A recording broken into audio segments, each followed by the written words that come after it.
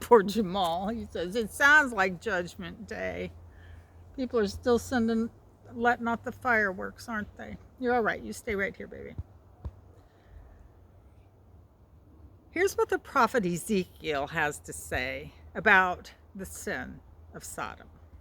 Ezekiel chapter 16, verses 48 and 49. Just stay here, Jamal. You're just fine. This is the sin of Sodom: greed, pride, arrogance, and doing nothing to help the poor.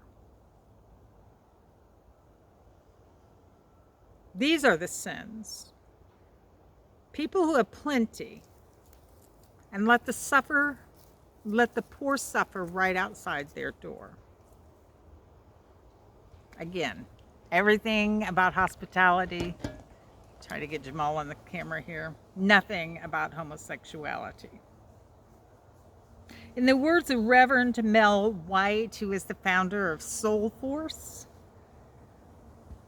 today, heterosexuals and homosexuals alike would do well to remember that we break God's heart when we do not extend hospitality. We break God's heart when we don't tend to the strangers, when we don't feed those who are poor and hungry. We break God's heart when we refuse to do justice or show mercy. We break God's heart when we leave strangers at the border, or the city gate, or next door.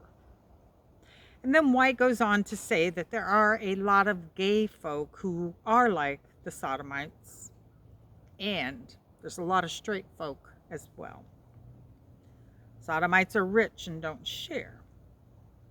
They are people who have plenty and want more.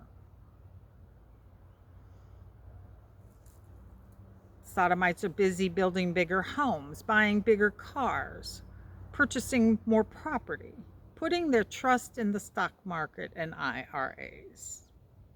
Whatever teaching about sexuality you may find or get out of this passage, be sure to hear the truth about God as well. God calls us to do justice, to love mercy, to walk humbly, to welcome the stranger, to care for the poor. And the bottom line is Sodom was destroyed because the people did not take God seriously. Sodom was destroyed when the people violated the commandment to welcome the stranger at your door. What does the passage say about homosexuality? Nothing.